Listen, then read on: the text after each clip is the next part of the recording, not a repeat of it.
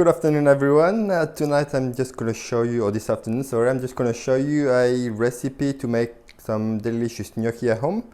So just a few words first. The way I make my gnocchi is I bake the potatoes instead of boiling them. It takes longer, but I prefer to bake them in the oven because I think it gives like a sweeter taste to the potato.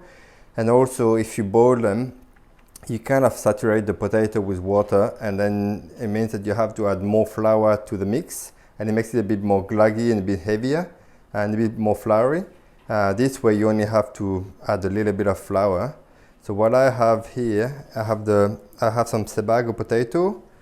I'm just going to turn the camera around for 1 second. Okay, so I have some Sebago potato that I've roasted and peeled, about 1.8 kilo. I've got some egg yolk, free-range egg yolk, about 5. Parmesan, I'm not going to use all that, but I've just grated a whole lot. And then some plain flour and some salt. And also over here I have a pot of boiling water ready to go, just for later. Alright, so what I'm going to do is just give me 1 second. Just going to grab a tray, just like a flat tray like this, just for when we've made the mix to roll them out.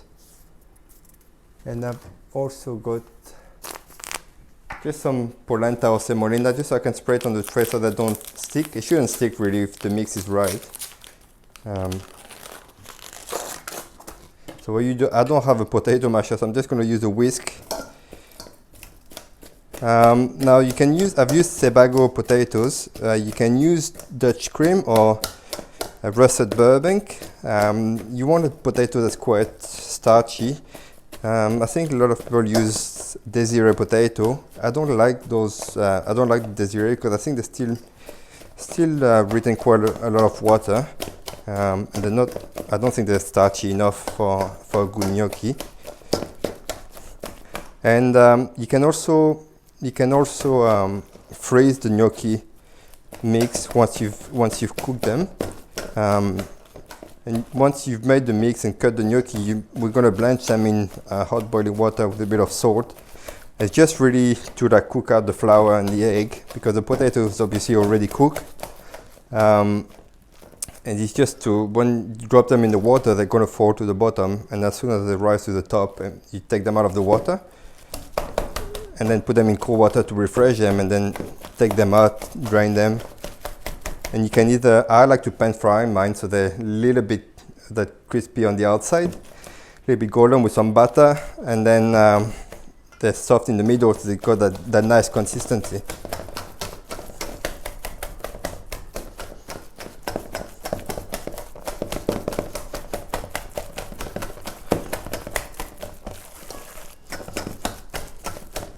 I'm going to add a bit of salt. You don't want to add too much salt because obviously the Parmesan is a bit of a salty cheese as well.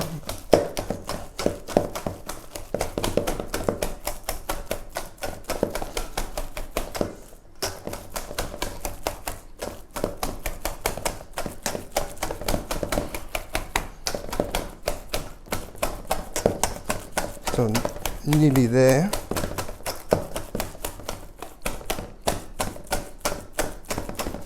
So see, the mix is not wet at all. It's just so I don't think I need to add all the flour that I have.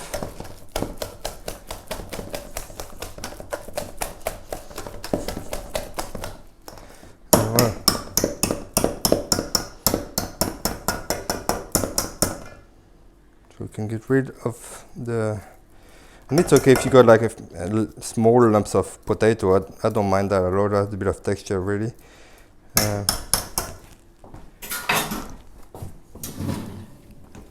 Just gonna grab a wooden spoon. So once you got that, I'm gonna add only like 4 yolk to start with, and see how I go. Parmesan goes in. I like my gnocchi to be quite cheesy, to have a good taste.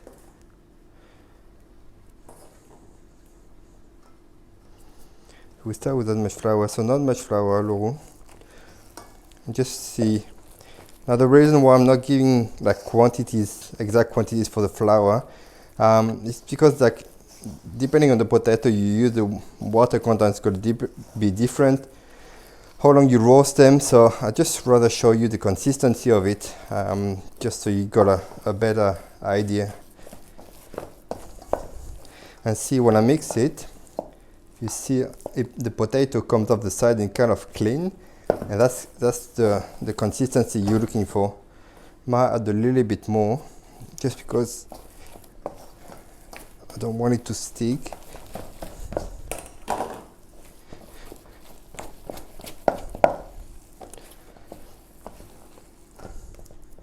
So when you touch it, you kind of want it to not stick to your fingers. So I think I'm going to add a little bit more flour there. And that should do me, I reckon.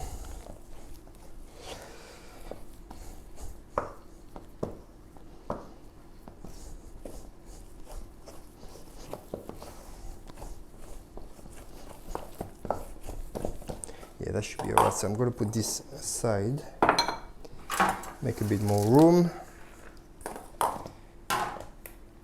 I'm just going to sprinkle the bench with some flour.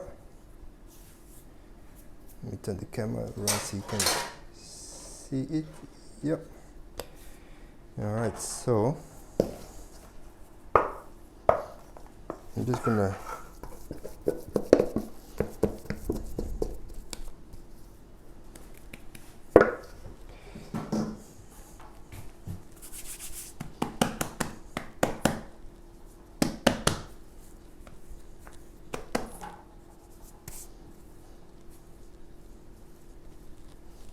see, kind of roll it, and see, kind of doesn't stick. I mean, it's okay if you add a little bit of flour as you're rolling it. So what I'm gonna do, I'm gonna find my knife again. I'm gonna cut a little bit out, maybe about that much, and then just roll it out like this. They're kind of like, you know, kind of Play-Doh, like Play-Doh really, except that you can eat this one, and you just roll it out. So the thickness depends on how you like them really. I don't like them to be kind of like medium size. If it comes too long, you can always cut it.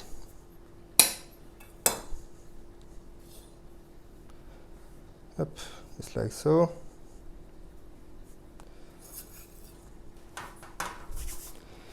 And then just, I mean, depending on the size, I know you can get like a special gnocchi spoon as well, where you can roll them to do the kind of the stripes in it, but I don't have one of those. So I'm going to cut mine kind of like this, kind of look like a pillow. So I show you, I finished this strip, and then I show you how I poach them.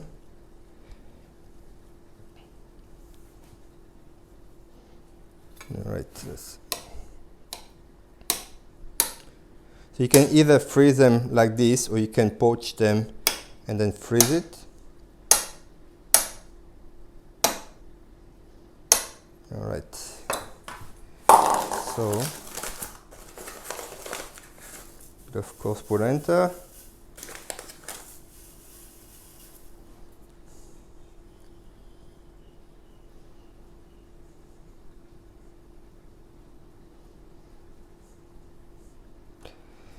Like so.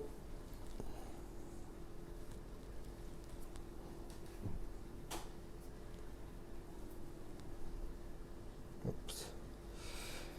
All right, so you want to grab yourself a bowl of water, something I should have done before I started, but I forgot. Oops. So what I'm gonna do, oops, I